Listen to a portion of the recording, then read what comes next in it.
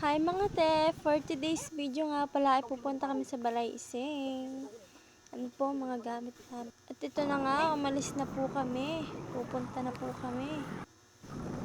Siyempre, nagdasal muna bago umalis, di ba? Pinutol ko na nga po yung iba, talagang mahaba. Medyo malayo-layo din po yun ng konti.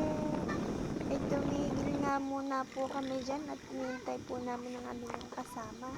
Nakabili pa po sila ng soft drinks.